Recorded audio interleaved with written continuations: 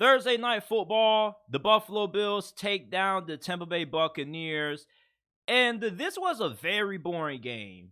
I fell asleep like 2 or 3 times watching this matchup because you never really questioned if the Bills were going to be able to win this game. They looked like the better team from the opening kickoff. And even though Tampa Bay in the fourth quarter, they were able to make things a little bit interesting. It was a one possession game at the end due to the Buffalo Bills committing a good amount of penalties, which allowed the Buccaneers to keep their last drive alive basically and make this a one-score game. But the Buffalo Bills, they're just a way better team than Tampa Bay. And that was pretty apparent watching this game all night.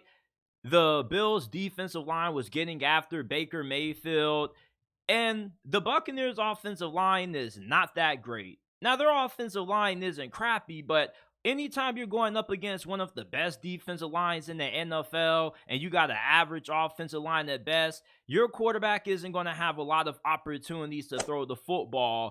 And the Buffalo Bills defensive line, although they are suffering a couple of injuries on that side, they got tons of depth at that position. You got Von Miller back fully healthy. You got Gregory Rousseau, AJ Epinesa. There's just so much talent on that defensive line of the Buffalo Bills. Baker Mayfield, he didn't play bad. I felt like he played pretty well. It's just that nothing really was going for the Buccaneers offensively. They struggled to run the football effectively. They weren't good in converting in third down situations. And this is what you expect anytime you have a average offensive line going up against an elite defensive line. If you can't protect the quarterback, you're not going to be able to have a lot of success in third down situations because, and oftentimes, when you're in a third down situation, you're not in third and short.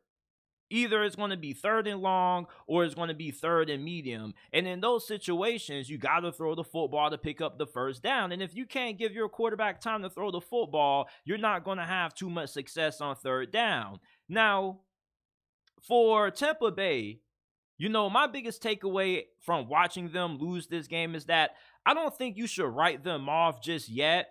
They have lost 3 straight games. They now are 3-4 on the year, but their next couple of games that they have coming up are pretty winnable. You got to play the Houston Texans, the Tennessee Titans, which you should be able to win both of those 2 games. Even though they're not give-me's, they definitely are games that you have a good chance of being able to come away with wins in. Then you got the 49ers, which is a pretty tough game. Then after that, you got the Colts on the road and the Carolina Panthers. So there's a really good chance that the Buccaneers potentially could win 3 or maybe 4 of their next 5 games coming up.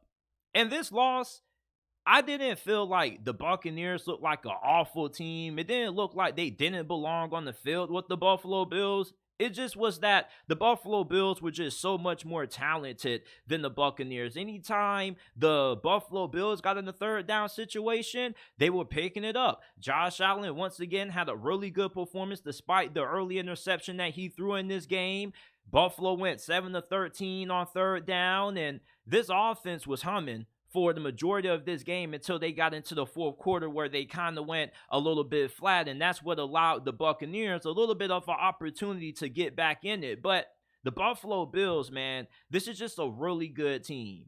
And just watching this whole entire game, even when I was awake and I wasn't dozing off, I was just like, the Buffalo Bills just have this game in the palm of their hands. There's not really a single moment that I was watching this game and I was like, oh, damn, like the Buccaneers might have an opportunity to win this thing. The Buffalo Bills, they're one of those teams that they play up the competition and they tend to play down the competition at times. That's why they had that shocking loss to the New England Patriots last week. But anytime the Buffalo Bills are locked in and they're playing their best football, they still are one of the best teams in the NFL. And I think that the Buffalo Bills get a little bit overlooked when you look at how crowded the AFC conference is right now. You got the Ravens who are up there, who right now people are considering to be the best team in the league. You got Kansas City still, but you definitely have to give the Buffalo Bills a good chance at being able to make it out of the AFC also. I mean, Josh Allen still is playing at a top 3, top 5 level, and this defense is still performing at an elite level despite all the injuries that they're dealing with.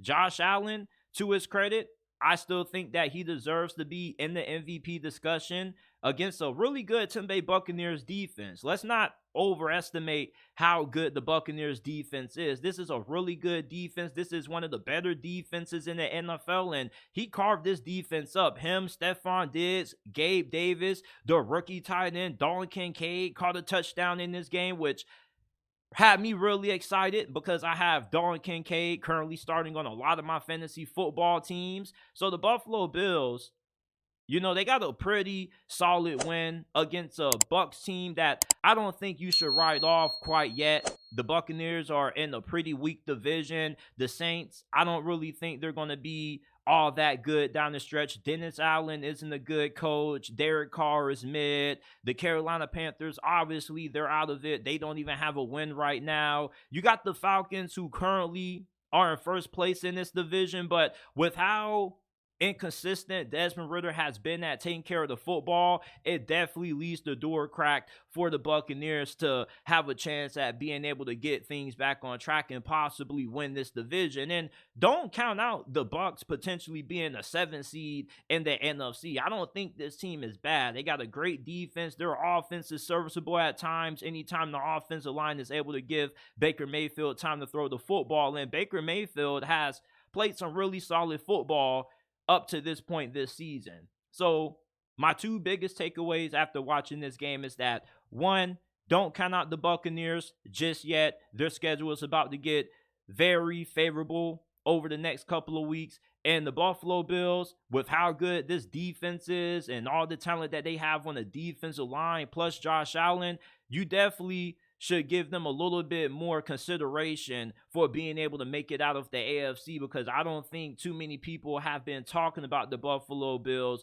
being able to win this conference with how everybody is just salivating over Lamar Jackson and how he's played, and Patrick Mahomes still playing at a very high level, the Chiefs only having one loss. It's pretty easy to overlook Buffalo, even though they currently are in first place in the AFC East and they smacked the Miami Dolphins. I don't get why the Miami Dolphins get more attention than the Buffalo Bills, and the Buffalo Bills are still running this division and they still run the Miami Dolphins. But the Bills get the win Thursday Night Football, 24-18.